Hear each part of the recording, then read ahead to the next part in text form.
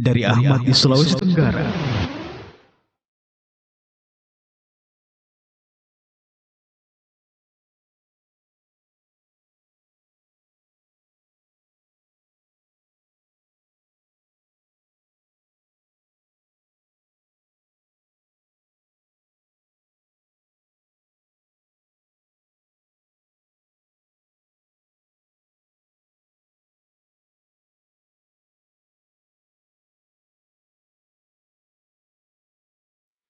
Assalamualaikum warahmatullahi wabarakatuh.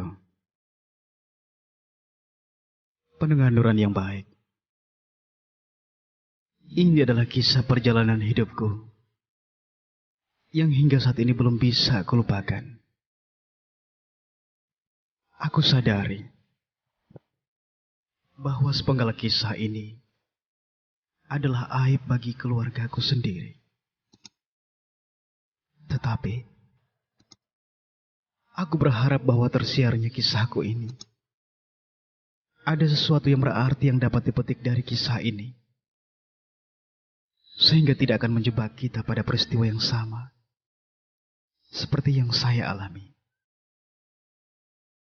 Pendengar Nuran yang budiman,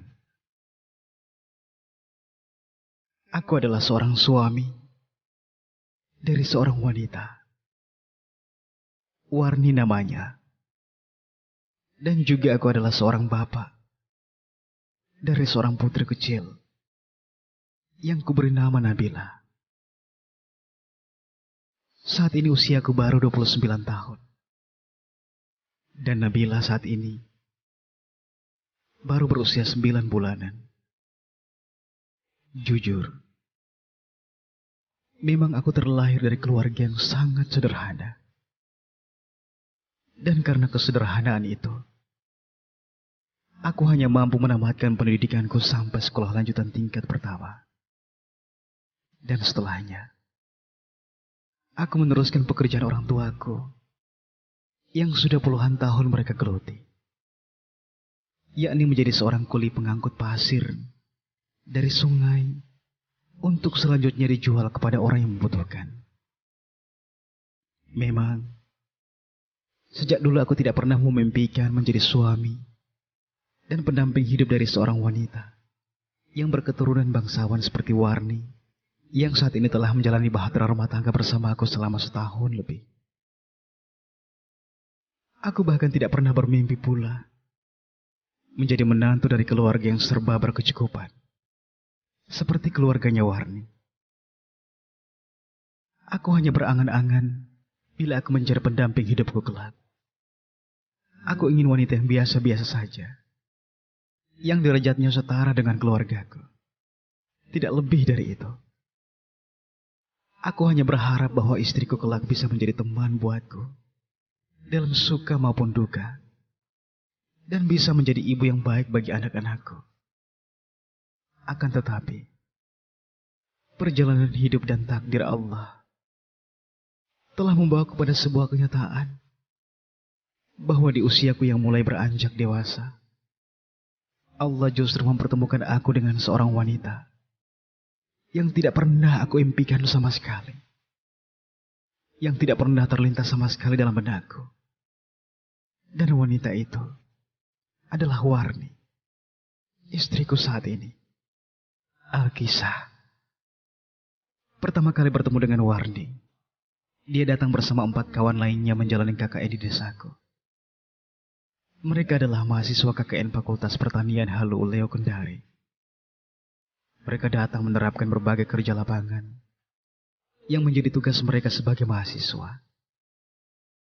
Dan sebagai pemuda kampung, aku bersama teman-teman lainnya memberikan support dan dukungan atas kehadiran mereka. Dan di kampung aku memang sering dipercaya teman-teman, termasuk aparat desa, menemani setiap mahasiswa yang datang melakukan kuliah kerja nyata di desaku. Meskipun semua orang tahu bahwa aku hanyalah tamatan SMP. Dan seperti tahun-tahun sebelumnya, aku selalu berusaha menjadi tuan rumah yang baik buat mereka. Aku berusaha melakukan apapun yang dapat memuluskan tugas-tugas mereka, agar setelahnya ada kesan istimewa yang mereka bawa pulang ke rumah setelah berakhir masa KKN-nya. Dan itu juga yang aku lakukan terhadap Warni dan kawan-kawannya. Jujur, aku tidak tahu apakah aku ini lelaki istimewa atau tidak. Tetapi yang tidak ku mengerti dan tidak ku pahami, entah mengapa, bahwa setiap ada mahasiswa KKN di kampungku, pasti ada saja satu di antara mereka yang jatuh cinta padaku. Dan jujur aku tidak pernah berharap itu. Bahkan tak pernah terlintas sedikit pun di benakku untuk menghipnotis perasaan mereka dengan apapun yang ada pada diriku. Siapalah aku sehingga harus berharap lebih dari mereka? Aku hanyalah lelaki biasa yang hanya tamat SD dan dari keluarga miskin. Apakah semua karena wajahku?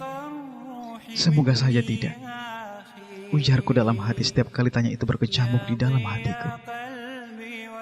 Dan untuk yang ketiga kalinya setelah 2 tahun sebelumnya berlalu, kali ini peristiwa itu kembali terjadi. Dan aku tidak menyangka sama sekali kalau gadis yang bersimpati padaku ini adalah Warni. Aku baru menyadari semua itu di kala malam perpisahan KKN mereka, yang ditutup oleh kegiatan pentas olahraga dan seni antar pemuda masjid. Aku yang tidak menyadari bahwa Warni memiliki perasaan istimewa padaku. Kuperlakukan dia dengan biasa-biasa saja. Bahkan sikapku paling dingin dengannya. Karena aku tahu dan ku dengar dia adalah anak orang kaya yang tentunya saja sangat selektif dalam memilih teman, apalagi teman dekat. Dan itu yang membuat aku tidak pernah mendekatinya. Lagi-lagi aku hanya berkumpul dan bercanda dengan teman-teman lainnya di sudut panggung utama sambil bercanda ria dengan beberapa teman-teman KKN-nya, termasuk 2 teman wanitaku di kampung. Semuanya berlalu begitu saja, hingga tepat pada detik-detik penyerahan hadiah, Warni menemui aku dan menarik tanganku. Ya, menarik tanganku agak menjauh dari panggung utama dan keramaian. Aku tidak tahu apa maksudnya. Aku bahkan berkeringat dingin tak kala tanganku ditariknya menjauh dari orang-orang. Dan aku semakin tidak mengerti. Tak kala sampai di tempat yang agak sedikit jauh dari panggung utama, dia malah menampar aku dan memukul-mukul aku sambil menangis. Aku dituduhnya lelaki egois, lelaki sombong dan angkuh. Mendengar semua ucapannya itu aku semakin gugup, dengan napas tidak beraturan karena grogi dengan apa yang baru saja aku dengar. Wallahi, aku tidak mengerti maksudnya Warni. Ditatapnya mataku dan dia memintaku untuk menebak apa sebenarnya yang terjadi dengannya malam itu. Aku yang hanya manusia biasa, tentu saja tidak memiliki kemampuan untuk menebak apa yang ada dalam hatinya. Tetapi semakin aku tidak pahami, semakin aneh tingkah lakunya Warni di hadapanku. Dikata-katanya aku lelaki bodoh, munafik. Hatiku sakit mendengar semua itu. Apa salahku? Apa dosaku sehingga kata-kata itu begitu menyakitkan ku dengar? Hingga akhirnya dengan tangisan yang terseduh, Warni menyatakan kalau sejak pertama dia datang ke kampungku dan bertemu denganku, kehadiranku telah merampas tidurnya. Keberadaanku telah merebut hatinya. Mendengar semua itu, kurasakan sumsum tulangku seolah tidak nyambung lagi. Apakah aku bermimpi? Atau apakah aku sedang mengigau saat ini? Aku coba menguatkan diriku dan menerima kenyataan yang tidak pernah aku inginkan ini. Aku masih tidak percaya kalau orang yang baru saja menyatakan perasaannya di depanku saat ini adalah Warni, seorang wanita berketurunan bangsawan. Lidahku jadi keluh saat itu. Aku tidak tahu harus berkata apa-apa lagi. Aku bingung dan sangat bimbang. Akhirnya, dengan segenap kekuatanku, aku berusaha meredam semuanya dan memberikan jawaban pasti terhadap perasaan Warni yang baru saja aku dengar. Dek, Apa kakak tidak salah dengar tadi? Tanyaku ke Warni. Tidak kak, saya tidak salah ucap. Dan kakak tidak salah dengar. Semua ini kenyataan. Semua ini saya katakan karena selama ini kakak terlalu cuek dengan saya. Kakak egois. Kakak keterlaluan. Ujar Warni saat itu sambil terseduh mengomentari pertanyaanku. Mendengar pernyataan yang fasik keluar dari bibirnya membuat tubuhku semakin bergetar. Aku masih tidak yakin dengan apa yang baru saja aku dengar. Dengan mengumpulkan segala rasa di hatiku, aku kembali berujar padanya dengan pasti. Dek, jangan kau hinakan saya dengan semua ini. Saya ini miskin, tidak terpelajar seperti kau. Saya sadari siapa diri saya, Dek, dan siapa adik. Tolong, Dek, jangan pernah ulangi lagi kata-kata itu. Karena ungkapan adik begitu sangat menyakitkan perasaan saya. Apa kata orang nanti? Maafkan saya, Dek. Bukannya saya tidak mau, tetapi ini di luar logika. Mungkin saat ini Ade sedang emosi. Coba tarik nafasmu dulu, Dek, dan renungi lagi apa yang baru saja adik katakan. Andai memang adik salah ucap, insya Allah semua ini akan menjadi rahasia di antara kita berdua. Saya berjanji akan merahasiakannya. Percayalah, saya tidak akan sebarkan kejadian malam ini kepada siapapun. Setelah aku berusaha menyadarkan Warni dari ucapannya. Tidak, Kak. Saya tidak sedang emosi. Ini perasaan yang tulus dari hati saya. Tolong jangan permalukan saya dengan penolakan ini, Kak. Saya wanita. Asal kakak tahu, untuk semua ini saya rela kehilangan muka di hadapan kakak. Dan berharap bahwa perasaan saya tidak bertepuk sebelah tangan. Jawab Warni lagi dengan pasti. Mendengarnya aku sangat tidak tahu harus berbuat apa saat itu. Ku tarik nafasku sepanjang-panjangnya. Lalu kembali aku berujar. Dek, tidak ada yang istimewa dalam diri saya. Coba kau tatap kembali saya, dari ujung kaki sampai ujung rambut. Tidak ada yang istimewa dalam diri saya, Dek. Tidak ada. Sekali lagi, tolong jangan rendahkan saya dengan semua ini. Saya yakin adik pasti akan mendapatkan orang lain yang lebih segalanya dari saya. Itulah ujarku di sela ketegangan yang terus merayap dalam tubuhku. Tidak, Kak. Saya yakin di luar sana saya tidak akan menemukan lagi lelaki lain seistimewa kakak. Bagi saya kakak begitu istimewa. Kakak jujur, polos, rajin, dan taat beribadah. Dan semua yang kakak miliki jarang saya temui lagi dalam diri pemuda-pemuda di zaman sekarang.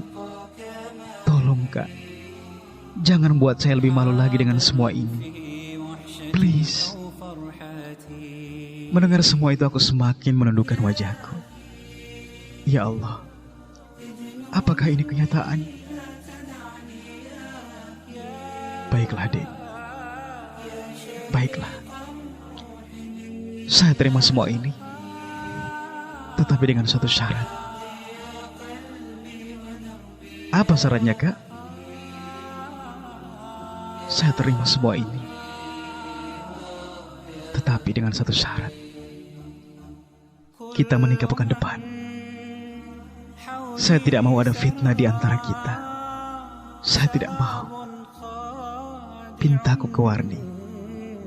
Nikah pekan depan? Gak salah tuh, Kak. Setelah Warni menimpali pintaku. Ya, kalau memang semua perasaan yang ada dalam hatimu itu jujur dan tulus, itu artinya adik juga siap hidup apa adanya dengan saya. Ingat, Dek, saya tidak ingin ada kata pacaran di antara kita. Sebab bila itu terjadi, akan banyak waktu yang akan kita lewati dengan hal-hal yang tidak bermanfaat. Hati kita pasti akan berzina bila kita belum melegalkan hubungan ini. Dan saya tidak akan paksa kita, kecuali kita sendiri yang memutuskan. Satu hal yang ingin kembali saya pertegas, bahwa saya tidak mau pacaran. Dan bila adik serius dengan semua ini, kita menikah pekan depan. Bagaimana? Ujarku dengan pasti sambil membalikkan tubuhku, berniat kembali ke kerumunan orang yang lagi menikmati malam penutupan itu. Tetapi baru selangkah aku berjalan, Warni menahan tanganku dan berkata, "Iya, saya siap menikah dengan kakak. Sangat siap. Kapanpun. Kalau Allah izinkan pekan depan sesuai dengan keinginan kakak, kita akan menikah. Tetapi tolong temui orang tua saya." Mendengar pernyataan Warni, aku menarik nafas lega dan kembali berucap, "Insya Allah, Dek, saya akan temui orang tuamu. Sekalian bareng adik pulang ke kota dan meminta adik untuk menjadi istri saya di hadapan orang tuamu."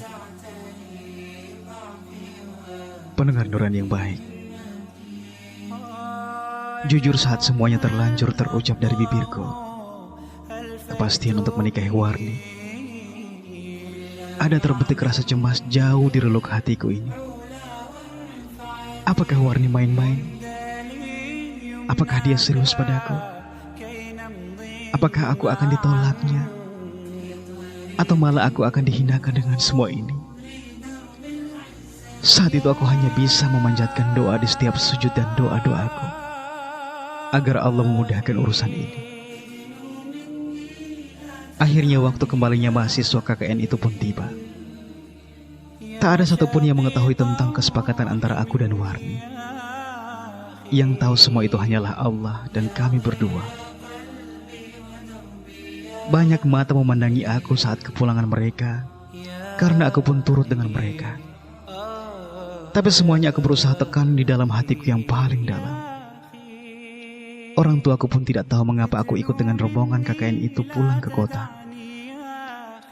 Aku bahkan hanya membawa 2 potong pakaianku yang kuanggap paling bagus. Aku hanya berniat bahwa insya Allah jika aku pulang nanti, ada bidadari hatiku yang akan menemaniku pulang. Ya, insya Allah. Perjalanan panjang dan melelahkan itu akhirnya berujung juga. Hari pertama tiba di kota, aku menginap di rumah teman lelakinya Warni, yang kemarin juga KKN di kampungku. Amran namanya. Keakraban yang terjalin di kampung kemarin seolah membuatku lebih mudah menyesuaikan diri dengan lingkungan kota. Tetapi lagi-lagi aku masih merahasiakan rencana dan niatku melamar Warni. Semuanya berlalu begitu saja. Dan akhirnya waktunya pun tiba. Aku diundang orang tuanya Warni ke rumahnya. Nampaknya undangan itu telah diawali oleh promosi Warni tentang siapa diriku dan niat tulusku di depan orang tuanya. Hingga semuanya terasa begitu mudah. Tetapi yang tidak aku mengerti, saat di depan pintu rumahnya Warni memberikan aku sebuah amplop tebal dan dia menyuruhku membuka isi amplop itu sebelum masuk ke dalam rumahnya. Dengan dada berdebar, aku berusaha membuka amplop itu. Dan ternyata isinya adalah puluhan lembar uang 100-an ribu rupiah, serta sepucuk surat. Perlahan kubuka lipatan surat itu dan kubaca isinya dengan keringat dingin yang membasahi tubuhku. Wahai lelaki yang telah melumpuhkan hatiku, bila ayahku bertanya tentang perasaan kita terhadap saya, katakan saja yang sesungguhnya, apa yang ada di dalam hatimu. Dan bila dia meminta ongkos nikah 15 juta rupiah, seperti yang dia pernah singgung pada saya semalam, maka nyatakanlah kesanggupan kakak, dan gunakanlah uang yang saya kasih ini untuk biaya nikah kita. Insya Allah semuanya cukup. Itu uang halal, tabunganku yang aku simpan selama ini. Tapi insya Allah ikhlas. Dariku, bidadari hatimu. Saat membaca surat itu mataku berkaca-kaca. Aku tidak percaya dengan semua ini. Namun aku berusaha menguasai perasaanku. Dan perlahan aku memasuki rumah megahnya orang tuanya Warni. Pendengar Nuran yang budiman, singkat cerita, akhirnya kesepakatan nikah pun itu tiba. Orang tua Warni menerimaku dengan ongkos nikah yang disebutkan Warni tadi. Dan Allah memudahkan segala urusan kami. Hingga akhirnya halallah Warni bagiku. Kami resmi menjadi pasangan suami istri di awal tahun 2009 kemarin. Perjalanan kisah bahagia itu akhirnya kami lanjutkan sampai ke kampung.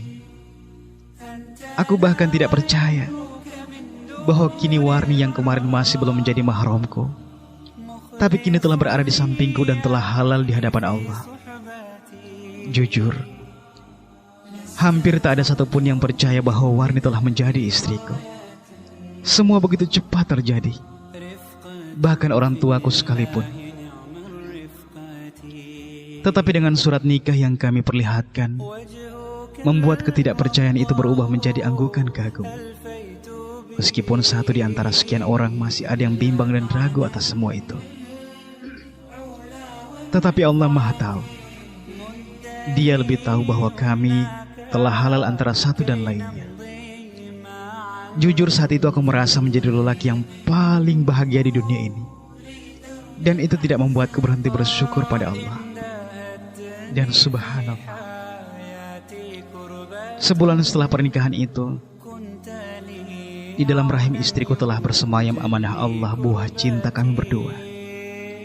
Dan dengan seiring bergulirnya waktu, alhamdulillah kebahagiaan itu terus mengalir di antara kami. Hingga waktu terus membawa kehidupan kami pada kesempurnaan kebahagiaan itu, yakni kelahiran putri semata wayang kami, yang akhirnya kami beri nama Nabila. Aku semakin bahagia menjalani hari-hariku. Semangatku untuk mencari rezeki semakin bertambah. Karena selain istriku, ada si kecil yang selalu menjadi penyemangat buatku untuk tetap semangat dalam menjalani aktivitasku. Meskipun pekerjaan itu masih tetap sama seperti pekerjaanku dulu sebelum menikah, yakni menjadi kuli pasir. Pendengar Nuran yang berbahagia, semula aku pikir bahwa bahagia itu akan selalu bersamaku dan bersama keluargaku. Tetapi ternyata dugaanku salah. Ternyata aku diuji oleh Allah dengan musibah yang sangat berat sekali. Ya. Dan disinilah puncak kesedihanku. Aku pikir aku akan tersenyum selamanya. Tetapi aku salah. Kemalangan itu berawal ketika Warni berniat untuk silaturahim ke rumah orang tuanya. Sebagai suami yang baik dan menantu yang baik pula, aku berusaha memberikan kebebasan buat Warni untuk mengunjungi keluarganya. Dan tidak kubiarkan dia pergi sendiri. Aku mengantarnya dan kutitip sementara pada orang tuanya hingga dalam waktu yang diinginkan oleh Warni. Katanya 3 pekan dia di sana. Dengan tidak ada perasaan cemas di hatiku, aku kembali ke kampung halaman dan kembali beraktivitas seperti biasa setelah mengantar Warni ke rumah orang tuanya. Semula aku memang merasa heran, sebab Nabila tidak diajak ibunya dengan alasan bahwa dia tidak akan lama di kota dan akan segera pulang. Hari terus bergulir. Warni tinggal di rumah orang tuanya, sementara aku dan Nabila tinggal di kampung. Kerinduanku terhadap istriku tercinta semakin menggebu. Aku sangat rindu padanya. Rindu dengan suaranya, rindu dengan tawanya, serta manjanya padaku selama ini. Aku begitu merindukan segalanya darinya. Hingga tiba 3 pekan berlalu, dan Warni masih berada di rumah orang tuanya. Namun tidak ada satupun kabar darinya memintaku untuk dijemput. Padahal dia sudah simpan nomor HP tetanggaku. Aku juga sudah mencoba menghubungi HP lewat HP tetanggaku. tetapi HP-nya tidak pernah aktif. Aku gelisah dibuatnya, cemas. Ada apa dengan istriku? Apa dia sehat-sehat di sana? Akhirnya dengan perasaan rindu yang sangat, aku pergi ke kota, ke rumah orang tuanya Warni dengan maksud dan niat menjemputnya kembali. Perasaanku sangat bahagia kala itu. Ketika aku turun dengan menumpangi ojek tepat di depan rumahnya, kulihat tak ada yang berubah. Semua masih sama. Rumah itu menyimpan kenangan yang sangat berarti bagiku. Akhirnya, ku beranikan diri memasuki rumah itu, ke rumah orang tuanya istriku. Aku berusaha menyelami rumah itu dan berharap Warni akan keluar dan akan memeluk aku, serta menumpahkan kerinduannya padaku. Karena sudah 3 pekan lamanya kami berpisah. Dan aku berharap bahwa dia juga merindukan aku, seperti aku yang sangat merindukan dia saat ini. 1, 2, 3 kali aku mengucapkan salam di depan pintu, tetapi tidak ada jawaban. Hingga akhirnya salamku yang keempat barulah Warni keluar dari rumah. Dia membukakan pintu, tetapi tidak menjawab salamku. Bahkan dia segera berlalu dari hadapanku. Ada apa ini? Apakah aku salah? Apakah kehadiranku tidak diinginkan olehnya? Saat itu aku berusaha untuk berpikir positif. Mungkin saja istriku lagi sedih atau lagi punya masalah dengan orang tuanya. Aku berusaha mengejarnya, tetapi dia terlanjur masuk ke dalam kamarnya dan menutup pintu rapat-rapat. Aku berusaha mengetuk pintu kamarnya berulang-ulang kali. Kupanggil dia dengan rasa rinduku, tetapi alangkah kaget dan sakitnya hatiku ketika dia memintaku untuk pergi dari rumah itu dan tidak usah datang lagi. Aku tidak memahami apa yang terjadi padanya. Yang aku tahu bahwa aku mengantar Warni 3 pekan lalu dalam keadaan baik-baik saja, dan aku sangat merindukannya saat ini. Tetapi mengapa ketika aku menjemput dia, sepertinya semua telah berubah 100%. Ya, semua berubah. Ku dengar dia berteriak bahwa dia tidak ingin kembali lagi ke rumahku, bahwa dia tidak ingin kembali bersamaku. Air mataku menetes saat itu. Aku tidak percaya kalau semua ini terucap dari bibir manisnya. Mengapa semuanya begitu cepat berubah? Apa salahku? Apa dosaku selama ini? Selama ini aku selalu berusaha menjadi suami yang terbaik buat dia. Aku bahkan tidak pernah menghadirkan cinta yang lain di hatiku. Karena yang ada dalam hatiku hanyalah dia dan putri kami yang tercinta Nabila. Tetapi mengapa semua ini terjadi? Yang lebih membuat aku semakin sakit dan sangat terpukul, Warni mengungkit-ungkit kembali semua yang pernah terjadi di antara kami. Bahwa aku lelaki miskin, bahwa aku lelaki yang tidak berpendidikan, bahkan aku menikahi dia dengan uangnya sendiri. Hatiku sangat hancur saat itu. Kenapa semua ini harus terjadi padaku? Aku berusaha membujuk dia, merayu dia agar dia kembali padaku. Tetapi ternyata usahaku sia-sia, karena aku tidak bisa memujuknya. Hatinya seolah sudah menjadi keras, sekeras batu. Dek, coba jelaskan pada kakak, apa salah kakak selama ini padamu, Dek? Kenapa baru sekarang kau memprotes? Kenapa baru sekarang kau katakan kalau kau menyesal menikah dengan kakak? Masih kau ingat dulu, Dek, ketika tak ada cinta di hati kakak buatmu, kau yang menghibah, dan kau yang memelas, kau yang meminta untuk dicintai. Waktu itu kakak berusaha untuk menolak permintaan, karena kakak sadar siapa kakak sebenarnya. Kakak sudah berulang kali menjelaskan bahwa kakak adalah pemuda miskin dan tidak berpendidikan. Saat itu apa yang kau katakan pada kakak? Kau katakan bahwa kau akan menerima kakak apa adanya. Apapun adanya kakak, kau akan terima. Bahkan saat kakak meminta untuk menikah secepatnya, kau mengiyakan semuanya. Dan kau sendiri yang memberikan uang itu untuk menikahi dirimu sendiri. Lalu mengapa kau ungkit-ungkit sekarang? Apa kesalahan kakak padamu, Dek? Apa yang kurang? Kakak sadari kakak hanyalah manusia biasa. Kakak tidak punya pengalaman dalam hal pekerjaan. Dan kakak bukan siapa-siapa. Tetapi tolonglah kembali pada kakak.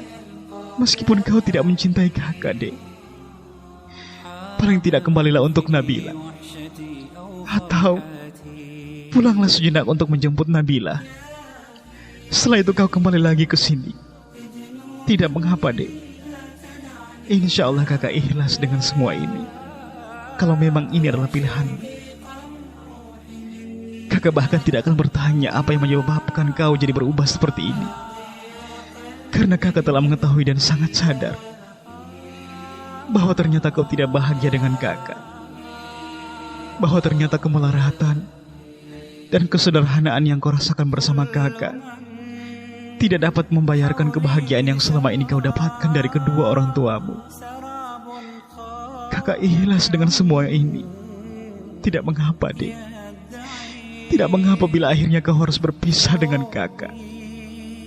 Kakak akan berusaha menjelaskan kepada kedua orang tua kakak bahwa kau lebih bahagia di sini, bahwa kau lebih merasa tenang di sini. Pendengar Nurani yang baik, aku tidak tahu apakah Warni mendengarkan keluh kesahku di malam hari ini. Aku juga tidak tahu apakah Warni mendengarkan jeritan dan tangisku. Dengan pedih dan rasa sakit hatiku, aku berusaha menapaki jalan-jalan yang sebelumnya telah aku lalui. Air mataku terus menetes di pipi. Bahkan aku telah lupa bagaimana rasanya letih. Sebab aku tidak lagi menumpangi ojek. Aku bahkan membiarkan kendaraan yang lalu lalang begitu saja. Aku sangat sedih. Begitu besar ujian ini ditimpakan padaku. Semuanya terjadi begitu cepat, tetapi berlalu juga dengan begitu cepatnya. Dan hingga hari ini Warni masih tinggal bersama orang tuanya. Wallahu a'lam. Apakah semua ini adalah kamuflase dia atau benar-benar kenyataan?